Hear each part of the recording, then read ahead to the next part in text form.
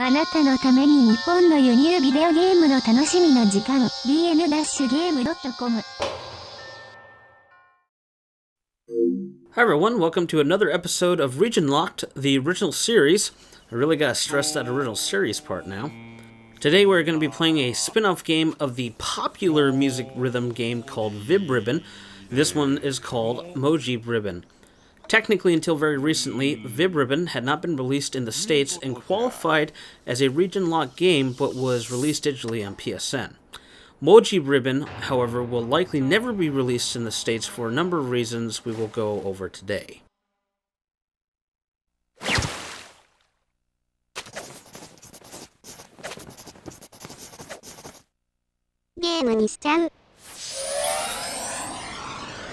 Mojib-Ribbon's strongest aspect is its art design, which is based on the Japanese sumi-e art style that roughly translates to ink wash painting in English.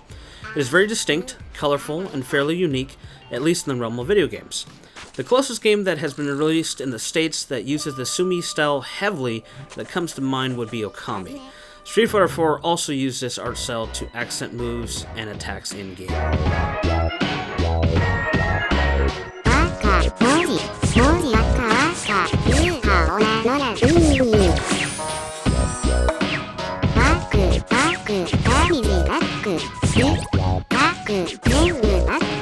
Mojib-Ribbon was created by Masaya Matsuura, whose most popular Western release was Parappa the Rapper on the original PlayStation. Mojib-Ribbon is a music rhythm game in a very similar vein. The main character, for lack of a better word, is called Mojibri. Hope I'm not butchering that. Mojibri walks on clouds painting the characters to the words of the songs, which according to my research is that he's singing about becoming a famous rapper. These songs are all sung in an electronic voice of some sort and are all in Japanese, so I can't tell you if the story is true or not. Mojibri is accompanied later in the game by a female friend named Mojiko and a giant robot called, and I hope I don't butcher this, Orzorezan 1999, and that's according to Wikipedia. I'm sorry if I butchered that.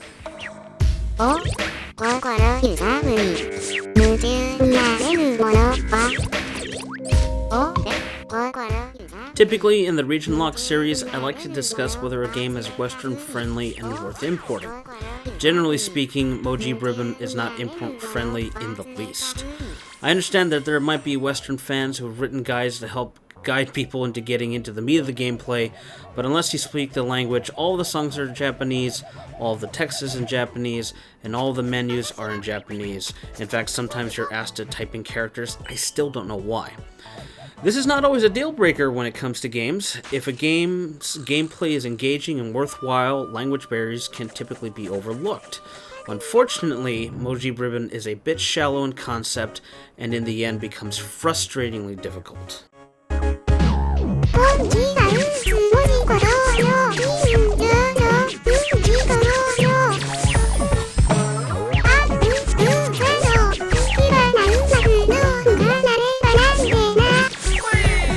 The gameplay consists of pressing and or holding down the left analog stick in time to the rhythm of the songs. Japanese symbols indicate when you press down on the stick to the beat of the songs. Clouds conceal the words of the track until your character writes and then speaks them. The length of the clouds usually indicate the length of prose. The sequences are chopped up into small segments of the song, which will loop if you miss any characters until you've filled them in with your paintbrush. When you complete writing the characters, there is always what appears to be an up arrow, which you need to flick the analog stick upward in time to the beat, to which leads you into the next part of the song, and eventually its conclusion.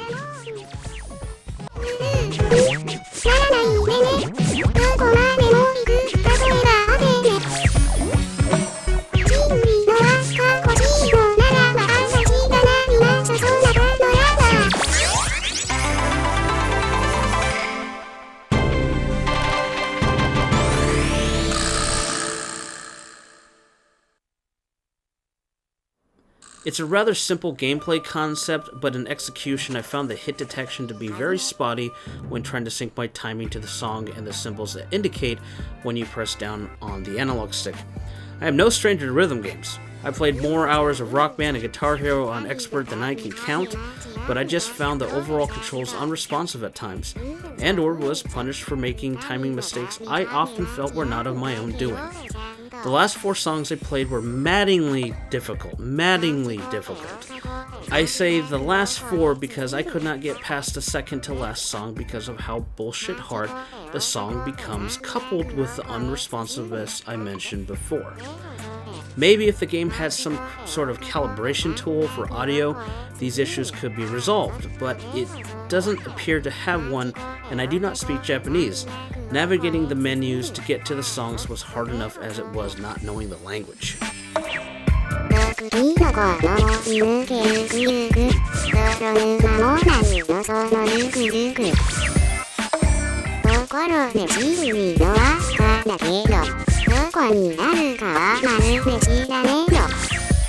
The last 4 songs really ruined the game for me in the end because the concept and art style are not novel enough to make me want to keep banging my head against unresponsive controls.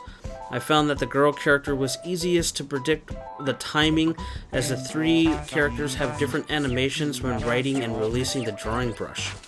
The robot was not only the most difficult to predict, he was also the least entertaining to listen to. In fact, I don't really think I liked anything that he sung. Even though I don't understand the language, I still don't think I liked anything it sang at all. Like Mojib-Ribbon before it, the characters change to smaller, almost lesser versions of themselves. If you do not do well during the songs, they transform into smaller characters. They have 3 phases, and if you fail the 3rd phase, it's game over and you need to start from the beginning of the song. There is an ink flask meter which empties as you draw the characters on the clouds and dumps out large quantities of ink when you make mistakes. When this empties out, you switch to the different phase. This is the most frustrating aspect because it appears that you cannot recover to the larger, higher forms, or the original model anyway, if you do well without making mistakes later in the song as you could in Mojib-Ribbon, so you can't recover at all. There appears to have been some sort of online component, but I couldn't really find much information on it, and I'm pretty sure the service is no longer available due to the fact that this game was released in 2003, making it 13 years old as of this video. This game will only really appeal to hardcore collectors, huge fans of Masaya Matsuura's work, and/or people who can speak and read Japanese and have some sort of affinity for rap. It's an interesting piece to have in my collection, but I will likely never play it again seriously. As PS2 import games go, this one is actually rather cheap, even on eBay. I saw a copy complete in box with manual for $10. If you're a collector looking to add this to your collection, you could do worse. If you don't consider yourself a collector, I'd recommend you pass on it.